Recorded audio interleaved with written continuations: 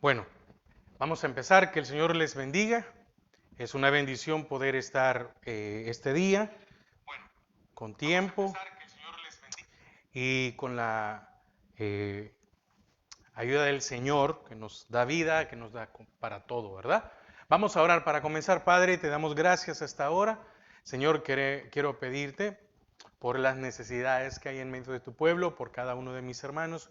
Bendice sus casas, bendice cada hogar, que primeramente la provisión espiritual nunca falte. Y de ahí, Señor, la provisión material, sabiendo que tú tienes el control de todas las cosas, que creemos, confiamos en ti y esperamos en ti. Ayúdanos.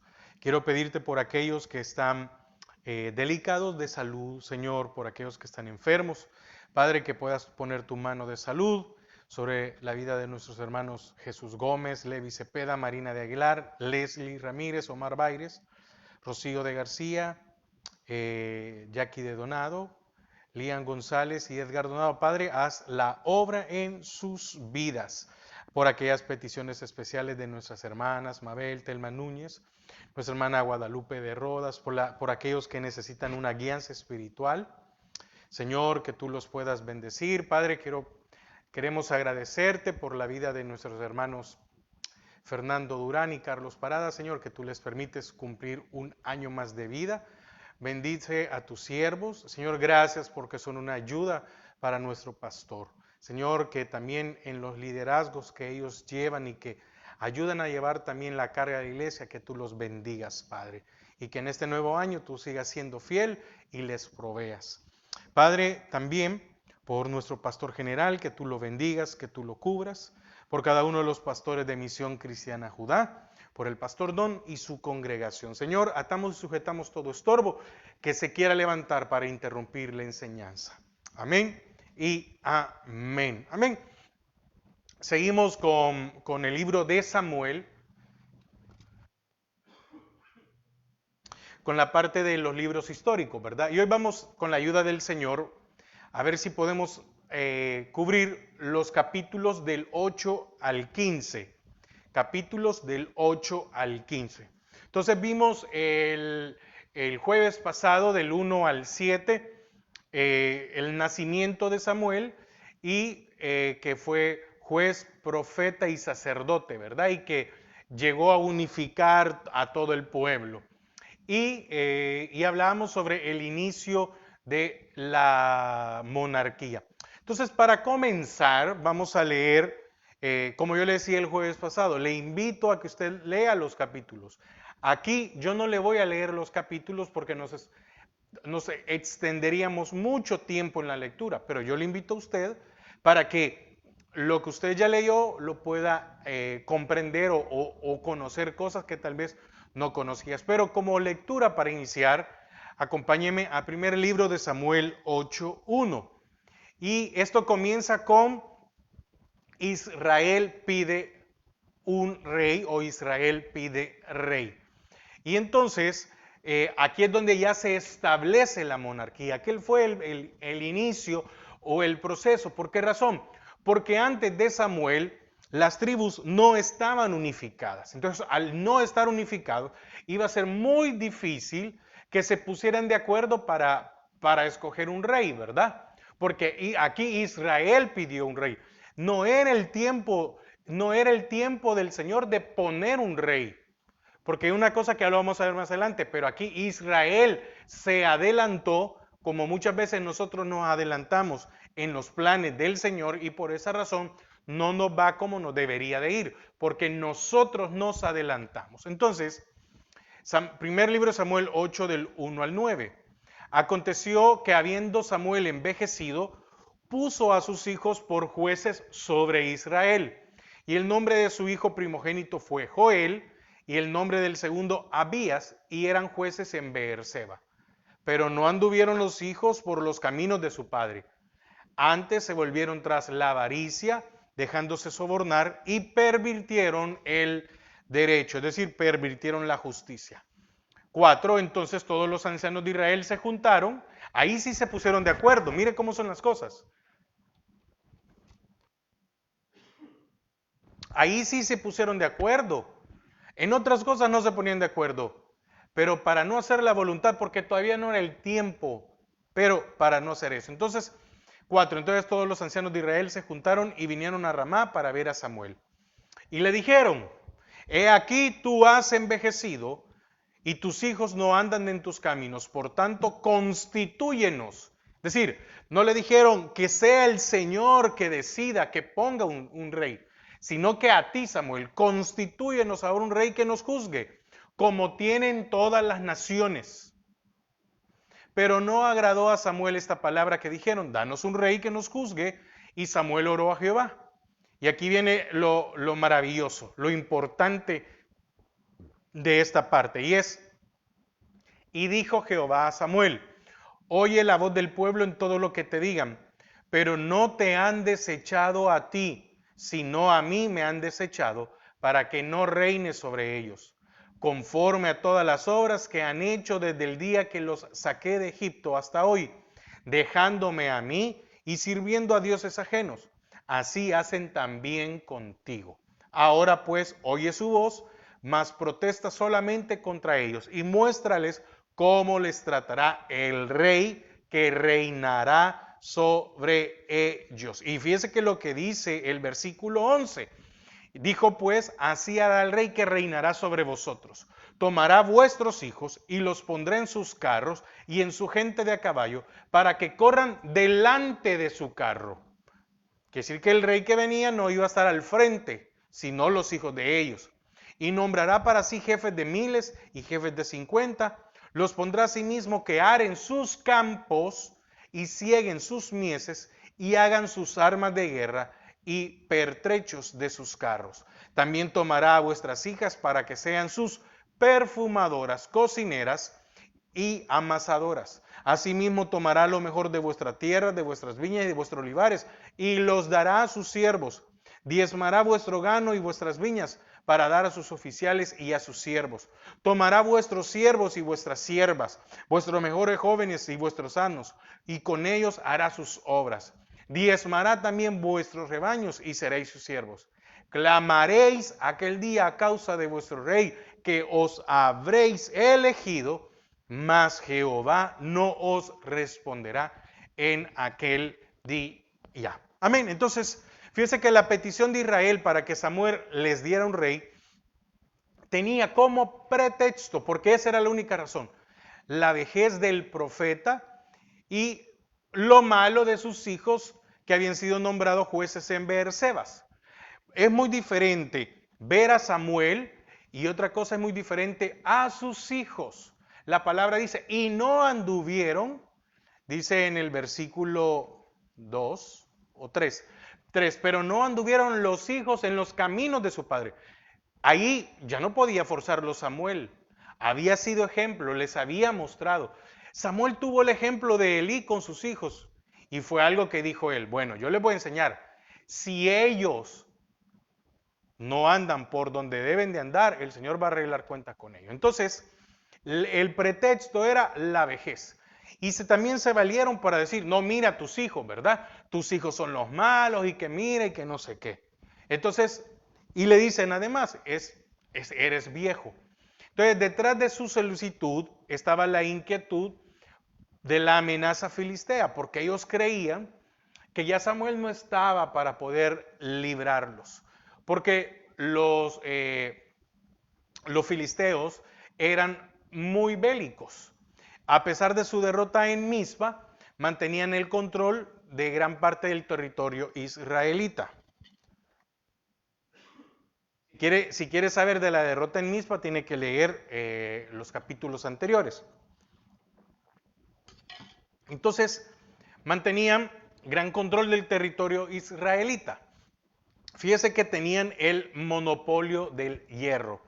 Originalmente, esto es como una nota adicional, los hititas tenían el monopolio de la producción y exportación del hierro y enseñaron a los filisteos su uso.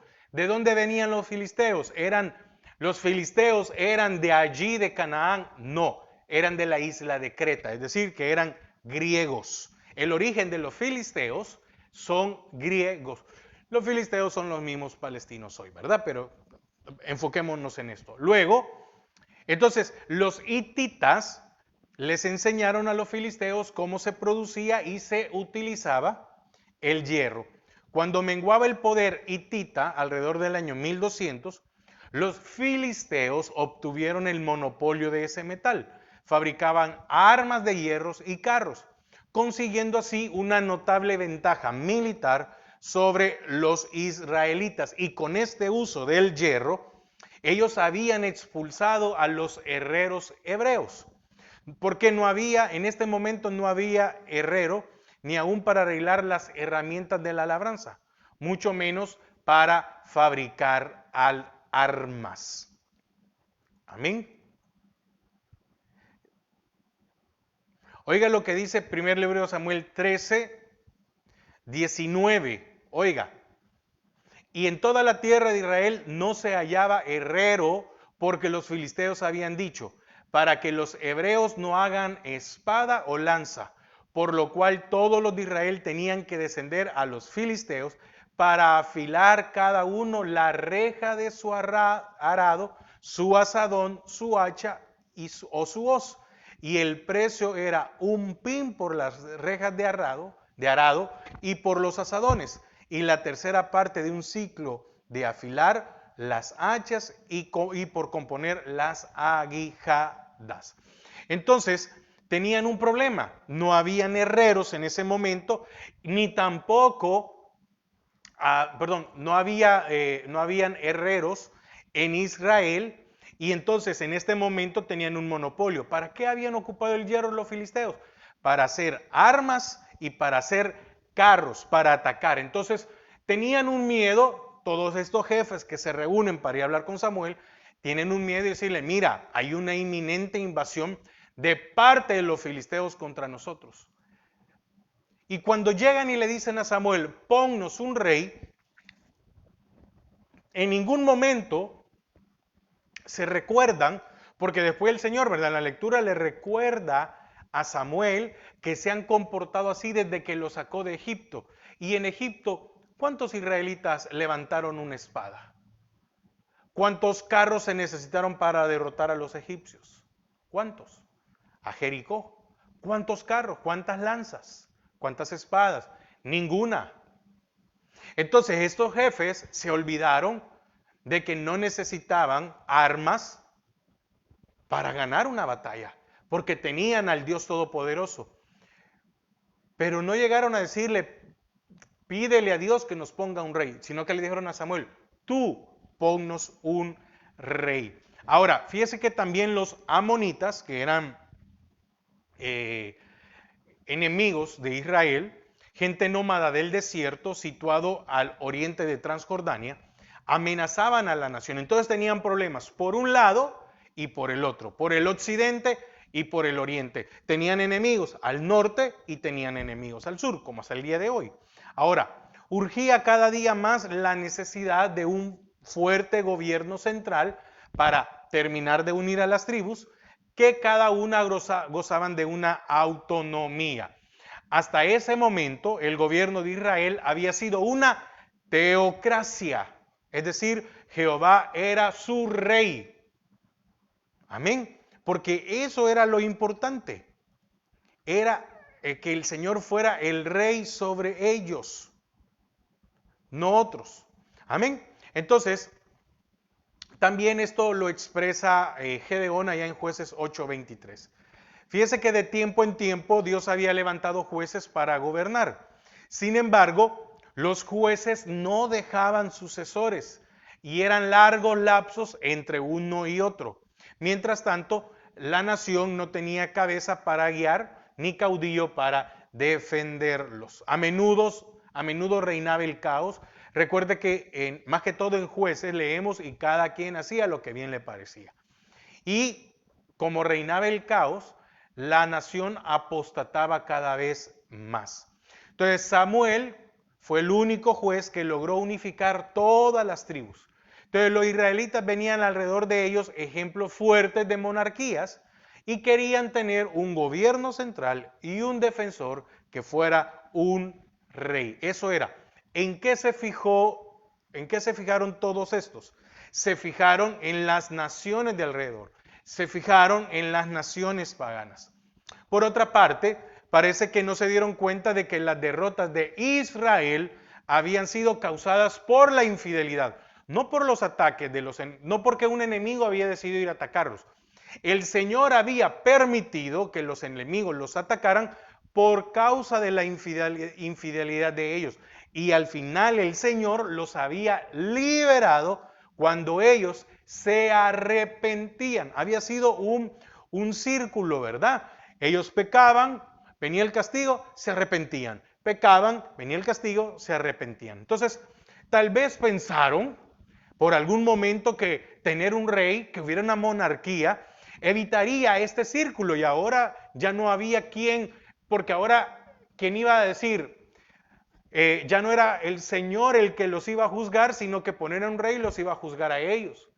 Y si ponían a uno mismo de ellos, entonces podrían pensar, el castigo va a ser más suave.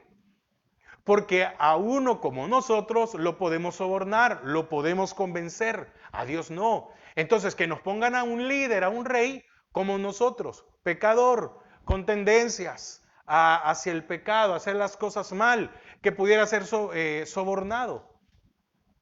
Y déjeme decirle algo, nosotros podemos sobornar, podemos manipular a alguien, a muchas personas, pero siempre va a venir la corrección de Dios. Amén.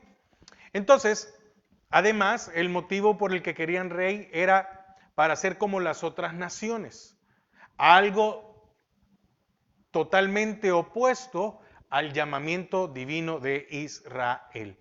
La seguridad de Israel y su fidelidad dependían del hecho de que eran diferentes a las otras naciones. ¿Por qué? Porque tenían que ser una nación apartada y diferente a las demás. Cuando el Señor los escogió para que dieran a conocer su nombre y que ellos eran diferentes y que lo que tenían que hacer era ir y compartirles del Dios. Entonces, fíjese, aquí vemos algo muy importante. Dios había predicho que Israel tendría rey a su debido tiempo. ¿Quién pidió rey? Israel. Entonces no era el tiempo de Dios. No era el tiempo para poner a alguien. ¿Y por qué no era el tiempo? Porque Israel no estaba en capacidad. No tenía la madurez como pueblo. Oiga lo que dice Génesis 17:6. Y te multiplicaré en gran manera y haré naciones de ti. Y reyes saldrán de ti. Ahora, se habían multiplicado, pero estaban separados. No había unidad entre ellos. Número 24:17. Lo veré, mas no ahora. Los miraré, mas no de cerca. Saldrá estrella de Jacob, y oiga lo que dice, y se levantará cetro de Israel. El cetro era señal de un rey. Y Deuteronomio 17:15.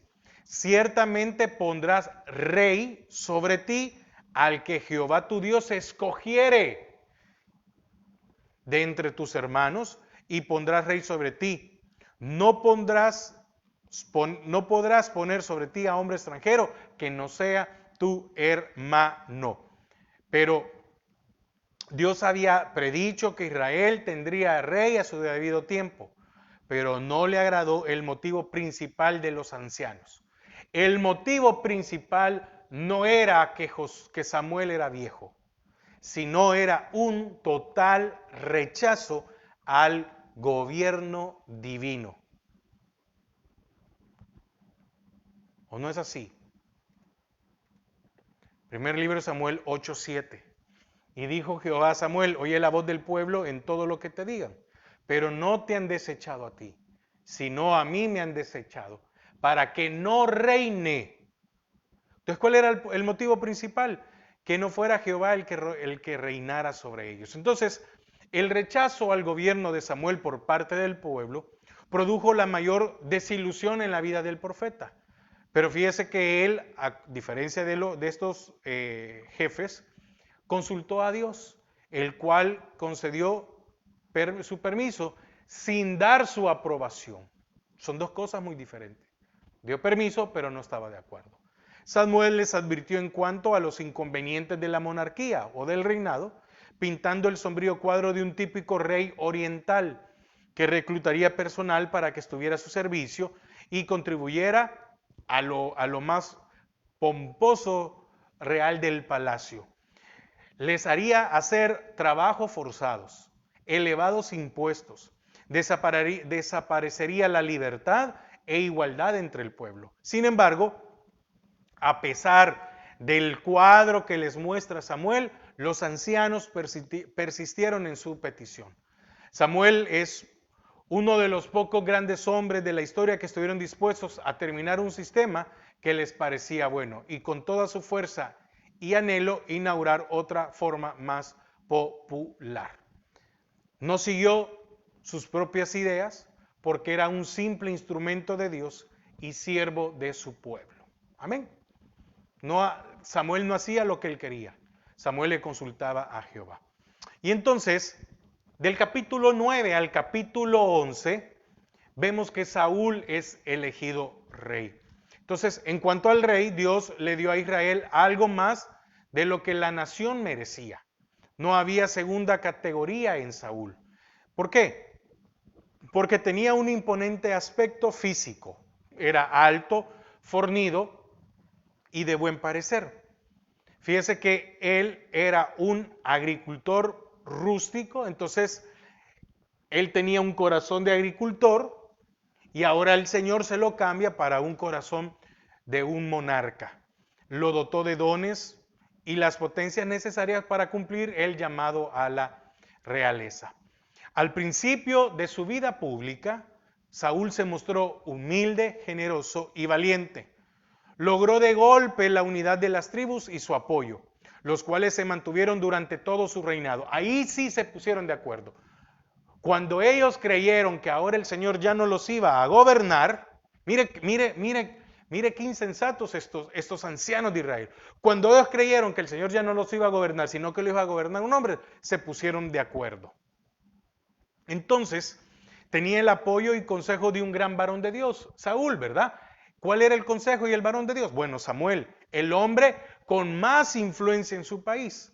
Sin embargo, no supo vivir de acuerdo a esta oportunidad y llegó a ser uno de los más trágicos personajes de la historia sagrada. Es bien triste cómo termina, a dónde llegó, las cosas que hizo. La búsqueda de las asnas de su padre trajo a Saúl a la parte o al lugar donde vivía Samuel. No fue por simple coincidencia, aunque Saúl no se dio cuenta de que las manos de Dios era quien le guiaba. Él había vivido aislado en su vida del campo y nunca había conocido a Samuel. Entonces fíjese que se emplea el antiguo término para determinar al profeta, el vidente, el que lo ve, el que está oculto o el que posee una visión sobrenatural. ¿Por qué? Porque Jehová le hizo saber a Samuel que aquel que estaba viendo sería el rey de Israel y que éste vendría a él. También le reveló un gran propósito al elegir a Saúl. Este sería el libertador de Israel, pues él había oído el clamor de su pueblo a causa de la opresión filistea. ¿Cómo lo dice? Samuel 9, primer libro de Samuel 9:16. Mañana a esta misma hora yo enviaré a ti un varón de la tierra de Benjamín, al cual ungirás por príncipe sobre mi pueblo Israel, y salvará a mi pueblo de mano de los filisteos, porque yo he mirado a mi pueblo por cuanto su clamor ha llegado hasta mí. Entonces, en aquel momento Israel necesitaba más que cualquier otra cosa un dirigente militar que lo condujera a la victoria sobre sus enemigos.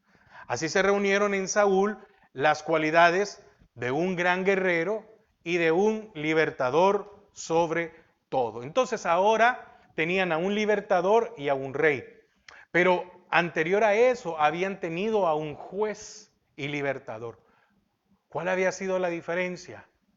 Que el Señor le había hablado. Ahora Saúl tenía que hacerlo por medio de Samuel. Fíjese que la unción de Saúl tuvo profundo significado religioso. era símbolo de que Dios lo había escogido para gobernar a su pueblo y de su consagración a su nuevo oficio. Porque la acción de derramar aceite sobre la cabeza también simbolizaba la efusión del Espíritu, la cual acompañó a su unción poco después. De ahí en adelante, Saúl debía depender del Espíritu en lo que respecta a la sabiduría y fortaleza para ganar. Entonces, el rey era el ungido de Jehová. Era una persona sagrada y por lo tanto era inviolable. A tal punto de que David no se atrevió a poner las manos sobre Saúl. Recuerde que Saúl, más adelante lo vamos a ver, pero Saúl sigue a David para matarlo. Y David tuvo en sus manos la vida de Saúl. ¿Y qué fue lo que dijo David? No. ¿Cómo lo voy a tocar si es el ungido de Jehová? Mire, pero te quiere matar, sí, pero es el ungido de Jehová. Así de simple. No me voy a atrever a hacer algo cuando ese que está allí es el ungido de Jehová. Ahora, déjeme hacerle un paréntesis. Hay muchos pastores que ocupan esto, el ungido de Jehová, para poder hacer lo que ellos quieren. Y este es un ejemplo. Saúl se atrevió a hacer cosas que él no debía de hacer. Así como un pastor no puede hacer cosas como valerse del pueblo, humillar, maltratar, hay un montón de cosas más. Engañar, estafar a la gente. No. Hay que tener mucho cuidado. Entonces, cada uno va a tener su recompensa. Y a muchos les han hecho creer, este tipo de pastores, de que si se van de la iglesia, el enemigo los va a destruir y se los va a hacer pedazos. No es así. No es así, en ningún momento. Si hay algo que a usted no le gusta en el lugar donde está, si usted ve que aquello que están haciendo no es bíblico porque no hay una base, ¿cuál sería mi consejo? Mire, no diga nada. Simplemente salga de ahí. Así de simple. Salga de ahí, no se ponga a discutir, no se ponga a pelear. Que el Señor le provea de un lugar en donde le van a edificar su vida. Y sigamos con el tema porque me estoy yendo por otros lados. Y fíjese que, perdón, y fíjese que cuando se recuerda, bueno, no sé si usted lo ha leído, pero lo vamos a ver más adelante, allá en el segundo libro de Samuel, cuando Saúl muere, recuerda que llega un joven donde David a contarle, ¿va? Yo maté a Saúl, lo terminé de matar. Y entonces, ¿qué hizo David? Ejecutó al que había hecho tal crimen. Ahora, sigamos. 3 señales le fueron dadas a Saúl por Samuel para confirmar que su elección como rey provenía de Dios.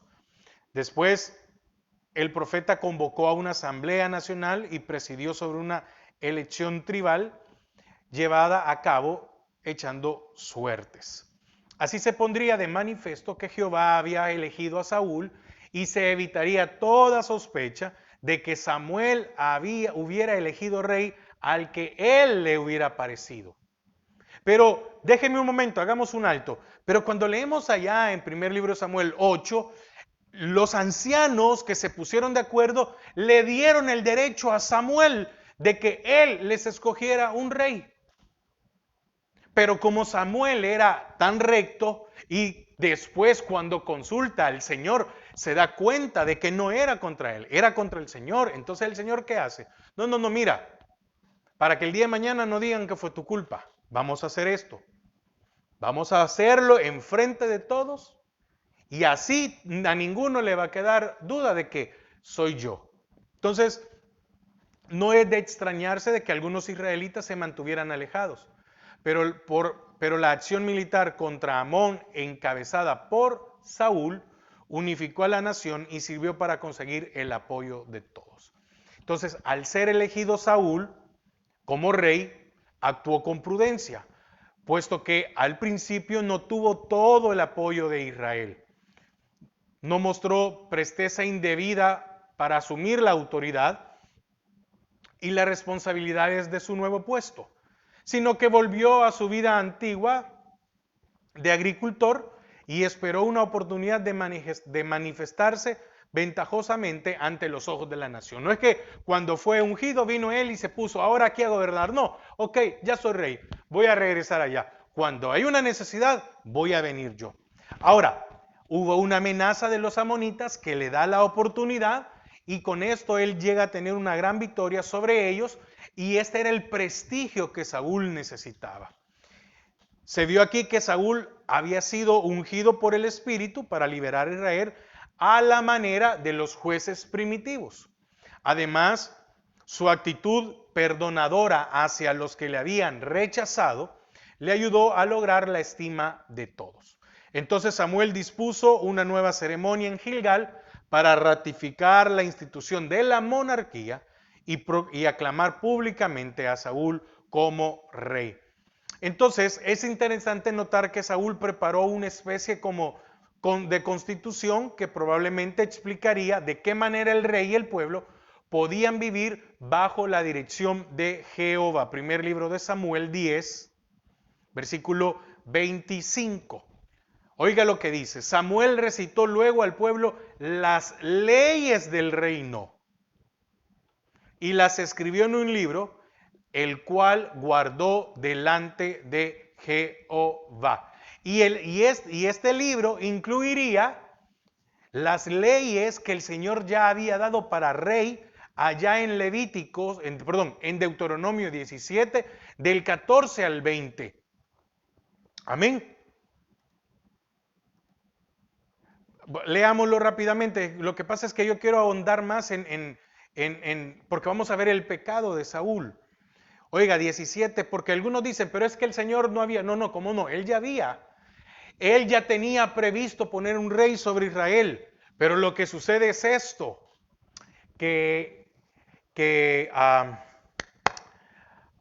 ¿cómo se llama? Israel se adelantó. Oiga cómo dice esta estrofa: leyes sobre los reyes de Israel. Y pasaron muchos años donde hubo una teocracia. Pero es que, bueno, no me quiero adelantar porque había un propósito de cómo se iba a trabajar. Y dice el 14, cuando hayas entrado en la tierra que Jehová tu Dios te da y tomes posesión de ella y la habites y diga, pondré un rey sobre mí como todas las naciones que están en mis alrededores,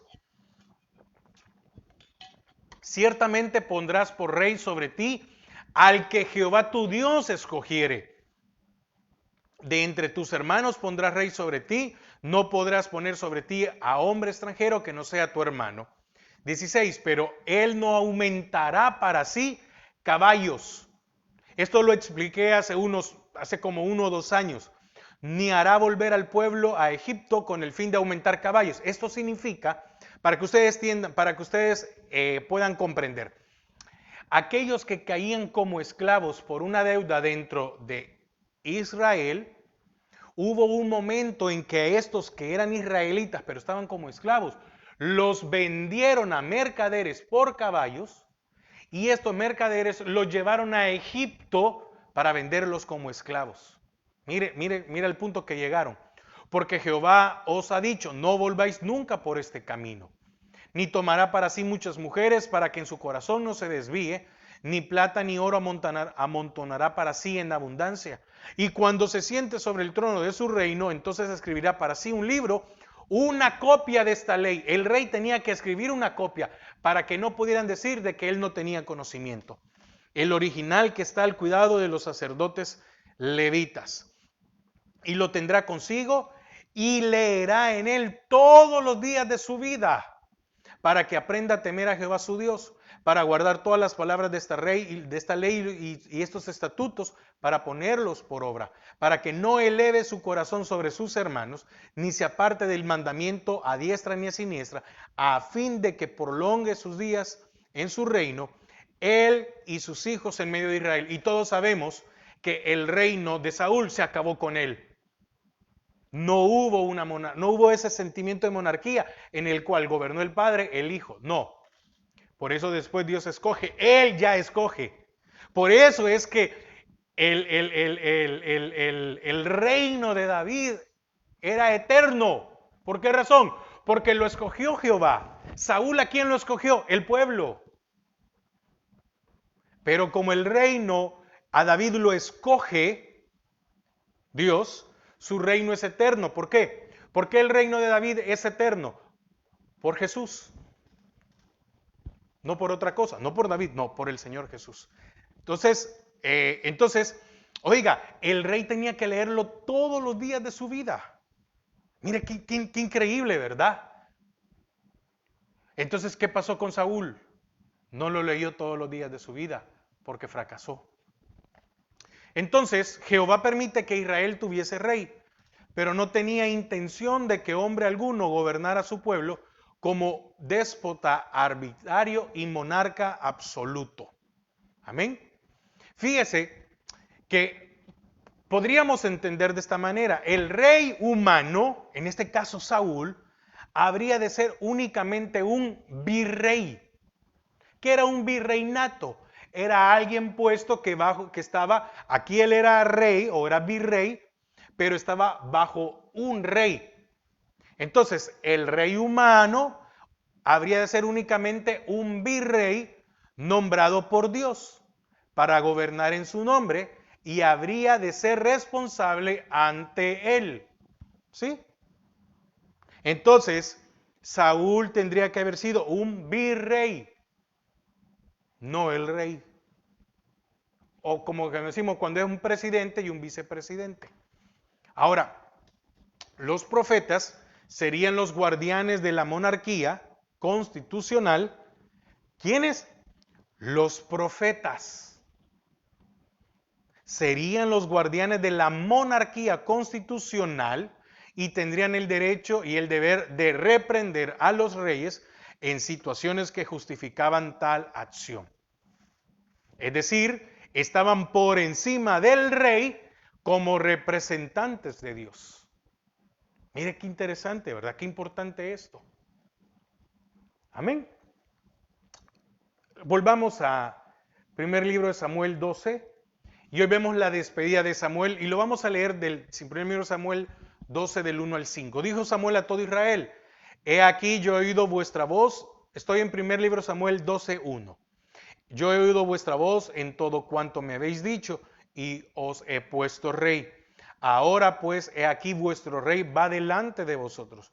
Yo ya soy viejo y lleno de canas, pero mis hijos están con vosotros y yo he andado delante de vosotros desde mi juventud hasta este día. Y oiga lo que le dice, aquí estoy, atestiguad contra mí delante de Jehová y delante de su ungido, si he tomado el buey de alguno, si he tomado el asno de alguno, si he calumniado a alguien, si he agraviado a alguno, o si de alguien he tomado cohecho para cegar mis ojos con él, y os lo restituiré. Entonces dijeron, nunca nos has calumniado ni agraviado, ni has tomado algo de mano de ningún hombre. Y él les dijo, Jehová es testigo contra vosotros, y su ungido también es testigo en este día, de que no habéis hallado cosa alguna en mi mano. Y ellos respondieron, así es. Entonces Samuel comprende que su tiempo o su final había llegado. Por lo tanto, renunció a su cargo de gobierno, no de sacerdote. Amén. Porque uno no puede renunciar a lo que Dios lo ha llamado. No puede. Renunció a su cargo de gobierno para dar lugar a otro hombre que sería soberano sobre la nación. Sin embargo, no abandonaría su cargo profético, ni dejaría de interceder por el bien de la nación. En este discurso de despedida, apela a la historia de Israel para indicar que Jehová siempre se había revelado como el verdadero rey de Israel y había tratado con el pueblo de acuerdo con su actitud ante la ley. Así como ellos se habían comportado ante la ley, así el Señor había tratado. ¿Por qué? Porque la historia de Israel era una repetición de pecado, servidumbre, dolor y salvación. Afirmó que la monarquía por sí misma le está diciendo un hombre, este nuevo concepto para ustedes humano, no los salvaría de los altibajos del pasado. Por el contrario, la institución de la monarquía era un paso contra el ideal de que solo Jehová era el rey de la nación. Y si Jehová dejaba o dejara de ser rey, perecerían tanto la nación como su monarca visible. Sin embargo, Dios no desampararía a su pueblo, sino que por amor de su gran nombre, como lo dice el 12:22, o sea, por su reputación entre las naciones, no abandonaría a su pueblo a fin de que las naciones no malentendieran y blasfemaran contra el Señor, ¿verdad? No contra Jehová, como también lo dice Josué 9:7, los nombres de Dios son revelaciones de su personalidad. Entonces, Dios no iba a desamparar a su pueblo, aun cuando Saúl ahora era rey.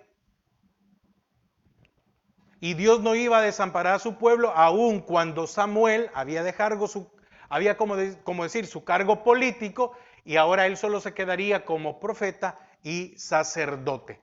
Sino que al contrario, el Señor iba a cumplir su pacto con la condición de que ahora que había monarquía en Israel, fueran fieles. Todo el pueblo tenía que ser fiel. Entonces, el propósito de las palabras de Samuel era provocar el arrepentimiento de Israel y la lealtad al rey invisible, al que no habían visto, pero que así habían visto con sus ojos todas las cosas de cómo él los había traído. ¿Sabe cuál era el problema de estas generaciones? Y ese es el problema con muchas generaciones. Y es que la generación que vio cómo fueron liberados de Egipto y cómo pasaron el mar y cómo Jericó fue destruido, esta generación aún recuerda que también quedó postrada una generación en el desierto, pero esta generación lo vivió, entonces estos tenían que contárselo a sus hijos. Y allá en el libro de Josué nos encontramos que hubo una generación que no sabía quién había sido Josué ni lo que habían hecho. Y que por esta razón estos empezaron a hacer lo que las naciones paganas. Entonces, ¿de quién fue la culpa? De sus padres. Entonces, ahora el Señor le está diciendo a esta generación, si ustedes no le enseñan a sus hijos, vamos a llegar a tener un problema muy serio. Porque si ustedes no son leales al Señor y no son leales a su palabra, sus hijos van a vivir en pecado y va a volver a suceder otra vez lo que ya pasó. Entonces, Dios confirmó la profecía de Samuel, desatando una tempestad en los días de la siega, mayo-junio, fenómeno que no se da en Canaán durante aquella época. Y de los capítulos del 13 al 15, abarcando los capítulos del 13 al 15, vemos el comienzo del reinado de Saúl. Dice 13:1, había ya reinado Saúl 1 año, cuando hubo reinado 2 años sobre Israel. Ok, se puede llegar a creer que Saúl tendría unos 35 años. Aunque la Biblia dice que cuando fue elegido Saúl como rey, era joven, él ya tenía un hijo adulto que es Jonatán. Por lo tanto, es probable que tuviera por lo menos 35 años al comenzar a reinar sobre Israel. Adulto joven, ¿verdad? Ahora, ¿cómo fue el inicio del reinado de Saúl? Estableció un gobierno sencillo, cuyo mantenimiento le costó muy poco a Israel. ¿Por qué? Porque desde el momento que había rey, había que pagarle todo, había que tributarle. Fíjense que la corte real se encontraba en un lugar estratégico, Gabaa, que significa collado, situado a unos 3 kilómetros al norte de Jerusalén, y por la arqueología, por lo que se ha descubierto, podemos saber ahora que la residencia de Saúl era más bien una fortaleza que un palacio. Parece que Saúl y su familia vivieron sencillamente y que Saúl no hizo cambios en la estructura tribal del antiguo gobierno de Israel, aunque es evidente que las tribus ya no se consideraban como autónomas, sino que ahora ya eran un solo bloque, ahora ya era una sola nación dentro de una monarquía.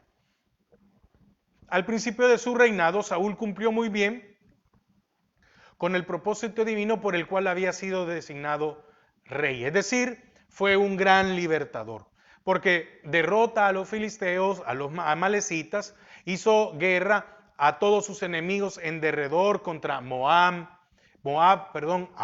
Edom, Soba, y a donde quiera que él iba, que se volvía, que llegaba, era vencedor, como lo dice en el 14, primer libro de Samuel 14:47. Después de haber tomado posesión del reinado de Israel, Saúl hizo guerra a todos sus enemigos en derredor, contra Moab, contra los hijos de Amón, Edom, contra los reyes de Soba y contra los filisteos, y a donde quiera que se volvía era vencedor. Sin embargo, aparecen muy pronto sus debilidades. Saúl fue una persona orgullosa y su deseo de gobernar sin acatar las palabras del profeta.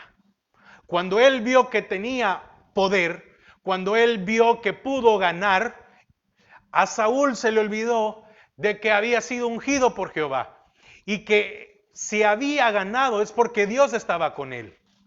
Entonces su orgullo lo llevó a creer que no necesitaba oír al profeta. ¿Y qué vimos hace un momento con respecto a qué era el profeta? Que el profeta iba a estar por encima del rey, porque el profeta le iba a hablar directamente, era el único que se le podía acercar a decirle lo que estaba haciendo mal y lo que estaba haciendo bien, pero más que todo lo malo, porque venía directamente de Jehová. Entonces, ¿qué hubo en él? Ya no fue un espíritu por agradar al Señor, por obedecer, sino un espíritu de independencia, y este no correspondía a alguien que había sido ungido como subalterno del rey invisible. A Saúl se le olvidó que el rey era Jehová y que él era un subalterno. Así es como también nosotros, aquellos que estamos en una posición de liderazgo dentro de una iglesia, que no se nos olvide, no somos los dueños de las personas. No nos tienen que adorar y servir como hombres. Nosotros estamos para servirles. No nos podemos enseñorear sobre ellos, porque entonces vamos a tener un problema. El verdadero rey y señor de todos es Jehová. Y lo que tenemos que hacer con el pueblo de Dios es cuidarlo, porque son ovejas de Dios, no ovejas nuestras. Son ovejas del Señor. Entonces, esta naturaleza caída de Saúl se afirmó cada vez más. Y Samuel tuvo que presenciar esa gradual decadencia del rey Saúl. ¿Por qué? Porque fíjese que en los capítulos 13 y 14 vemos la guerra contra los filisteos. Y aquí vemos el sacrificio ilegal y el voto necio de Saúl. Saúl no podía ofrecer ningún sacrificio. Fue un sacrificio ilegal. Quiere decir que él se sintió por encima de Samuel. El conflicto con los filisteos estalló al atacar Jonatán una guarnición de los filisteos entre Gabá y Betel. Y entonces Saúl organizó un ejército de 3,000 soldados acaudillados o guiados por él y por Jonatán. Los enemigos reaccionaron inmediatamente con un enorme ejército y se dispusieron a castigar a estos hebreos insurrectos. ¿Por qué? Porque habían sido dominados todo el tiempo. Pero Saúl a su vez llamó a los israelitas a la guerra. Hoy ya que estaban todos bajo el gobierno de él y que los había unificado, ya era más fácil que estos llegaran a pelear. Samuel le dio órdenes de trasladarse a Gilgal y esperar allí 7 días hasta que él viniera y ofreciera sacrificio. Saúl, no puedes ir a pelear, espérame 7 días y yo iré a ofrecer sacrificios. Constituía un gran esfuerzo para Saúl esperar sin hacer nada cuando sabía que un poderoso ejército se preparaba para atacarlos. El orgullo de Saúl era muy elevado. ¿Por qué?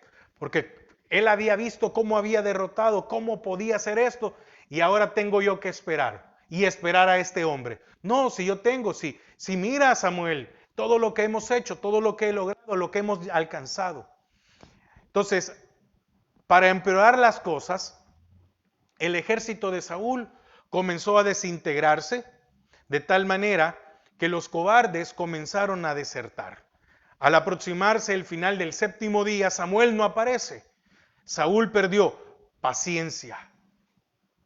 Y cuando perdió la paciencia, ¿qué hizo? Ofreció el sacrificio, entrometiéndose en las funciones del sacerdocio. Y su impaciencia, oiga, aquí me pudiera quedar, pero quiero avanzar porque quiero terminar esto. La impaciencia le costó la dinastía. La impaciencia le costó que su hijo fuera rey. Saúl desobedeció porque temía que los filisteos lo despojaran de su reino. El resultado, perdió el reino de todas maneras, puesto que Dios lo despojó de él. ¿Quién le dio el reino? El Señor. ¿Quién se lo quitó?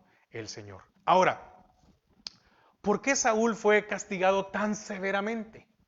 Pero mire lo que hizo. Es que mire, déjeme decirle algo.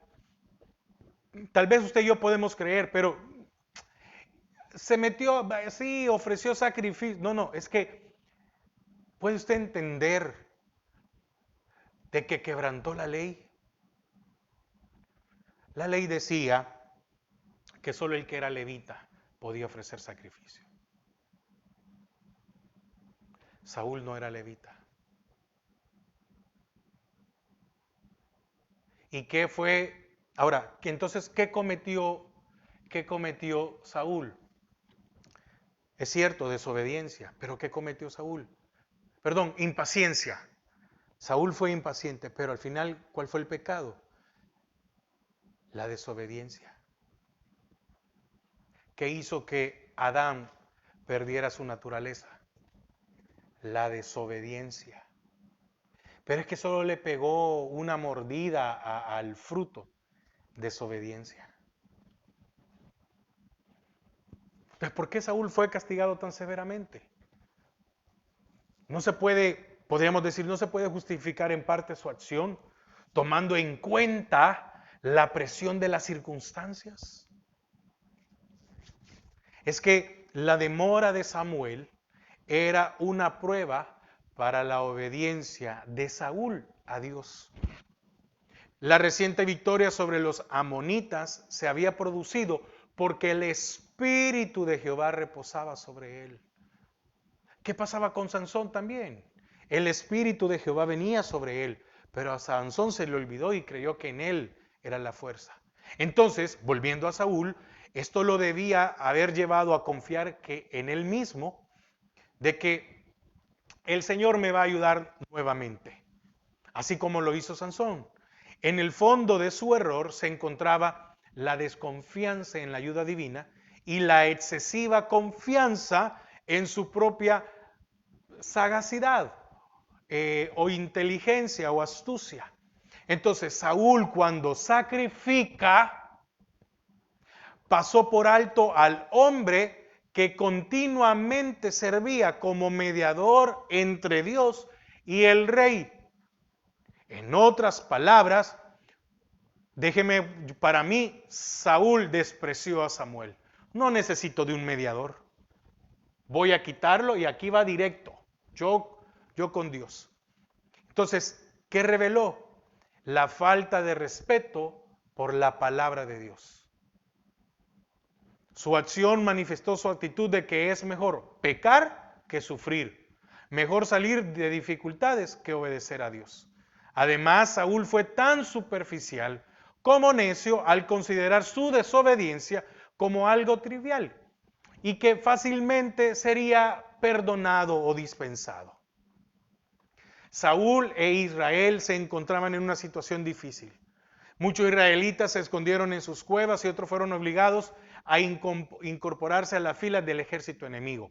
Puesto que los filisteos tenían el monopolio del hierro, solo Saúl y Jonatán tenían armas de este metal. Además, lo más grueso del ejército hebreo ya había desertado de su rey. En este momento, Jonatán y su paje de armas lanzaron un ataque repentino contra un campamento de filisteos que estaban merodeando el lugar. Confiando en la ayuda del Altísimo y en su propia fuerza y valor, Jonatán llevó a cabo una de las hazañas más temerarias que un héroe antiguo intentara jamás. Aunque hubo un éxito de estos intrépidos guerreros y un oportuno terremoto sembraron pánico en las filas filisteas. A la vez, los israelitas incorporados en el ejército pagano volvieron sus espadas contra ellos. Saúl se aprovecha de la situación y lanzó sus tropas contra el enemigo. Entonces, los filisteos fueron derrotados decisivamente y la región de Canaán fue liberada del dominio filisteo. Entonces, el Señor ayudó, pero eso no significa que el Señor estaba agradado. Pero ya había sido desechado. Mire, ¿sabe qué es lo tremendo? Ya había sido desechado. Y muchas veces nosotros pecamos y después pasa algo y creemos que el Señor ya nos perdonó. No, tal vez el Señor no nos ha desechado, pero tal vez no nos ha perdonado. Ahora, otro ejemplo de la falta de juicio por parte de Saúl fue su necio voto. Prohibió que los hebreos en combate se fortalecieran comiendo. Esto tuvo dos consecuencias. El pueblo hambriento comió carne con sangre y Saúl, actuando con piedad ciega, estuvo a punto de dar muerte a su propio hijo, el héroe de aquel día. Y solo la intervención de los israelitas les impidió hacer semejante acto. Y en el capítulo 15, la guerra contra los amalecitas. En el capítulo 15 vemos una segunda desobediencia de Saúl. ¿Por qué? Fíjese que Saúl tuvo otra oportunidad de obedecer a Dios. El Señor le ordenó por medio de Samuel, oiga otra vez, por medio del intercesor, destruir completamente a los amalecitas. Era una tribu guerrera, salvaje y nómada que de continuo hacía incursiones contra Israel. Amalec rondaba al sur de Canaán, entre Egipto y el desierto arábico. Había atacado cobardemente a los israelitas cuando salían de Egipto, allá en el Éxodo 17, del 8 al 14, y Deuteronomio 25, del 17 al 19. Entonces, ¿qué pasa? Saúl derrota a los amalecitas, pero violó los términos del anatema. Otra vez desobedeció a la palabra de Dios, quebrantó su palabra, perdonando al rey Agag y a lo mejor de las ovejas y el ganado. Es probable que mantuviera vivo a Agag con la esperanza de recibir un rescate grande para él o para exhibirlo como un trofeo de guerra. También erigió un monumento para perpetuar la memoria de su victoria. Esperaba apaciguar a Jehová ofreciéndole un sacrificio, una parte del botín. Ahora, vamos aquí al final. Cuando Samuel confrontó a Saúl con la prueba de su desobediencia, este se mostró excesivo y dio excusas. Culpó hipócritamente al pueblo. En la primera desobediencia, el pueblo se me iba. Y en la segunda desobediencia, es que el pueblo me lo exigió. Luego sus propias palabras lo traicionaron. Estaba ansioso de impedir la destrucción de lo mejor del ganado a fin de sacrificarlo al Dios de Samuel. El Señor dijo, estaba quebrantando ahora el anatema. Mire, cuántas cosas que tal vez no quedaron escritas, desobedeció y quebrantó Saúl. Ahora, ¿cuál fue la respuesta del profeta? Ciertamente, el obedecer es mejor que los sacrificios. ¿Por qué? Porque en la primera desobediencia, él no obedeció y ofreció un sacrificio. Y ahora no vuelve a obedecer y quiere ofrecer un sacrificio. Solo que hoy te esperé, Samuel. Hoy no he hecho ningún sacrificio. Entonces, ciertamente el obedecer es mejor que los sacrificios. Señala que a Dios le agradan solamente los sacrificios espirituales y que ninguna ceremonia puede sustituir a la obediencia. Amén. Y esto lo vamos a ver más repetido por los profetas que siguieron en los por los siguientes siglos. La obediencia parcial de Saúl fue considerada por Dios como desobediencia completa. No es que no, fue desobediencia completa. Por consiguiente, Saúl fue desechado. Su reino sería dado a otra persona mejor. Desde aquel momento en adelante, Saúl reinó sin la autoridad ni la bendición de Jehová. Se había mostrado obstinado, guiado por sus propios caprichos, orgullos y rebelde. Ya no era digno de reinar sobre el pueblo de Dios. Esto fue ocasión también para la ruptura definitiva entre el profeta y el rey. ¿Por qué? Porque nunca después vio Samuel a Saúl en toda su vida. Fue la última vez que se vieron. Primer libro de Samuel 15:35. Y nunca después vio Samuel a Saúl en toda su vida. Y Samuel lloraba a Saúl, y Jehová se arrepentía de haber puesto a Saúl por rey sobre Israel. Amén. Bueno, yo sé, hermanos, que tal vez voy muy rápido, pero como le he dicho, estoy tratando de alcanzar o de cubrir, ¿cómo se llama? Parte de la enseñanza para que vayamos conociendo y no nos, para poder tener una idea general, ¿verdad? Si el Señor permite, el próximo jueves veríamos tal vez vamos a dividirlo, pero veríamos del 16 al 31, ¿verdad? Si el Señor nos permite. Amén. Bueno, vamos a orar. Padre, te damos gracias a esta hora porque nos has permitido una vez más poder aprender de tu palabra. Gracias. Bendice a cada uno de mis hermanos. Gracias por tu amor, gracias por tu bendición. Y ayúdanos a obedecerte, porque la desobediencia, Señor, trae consecuencias graves.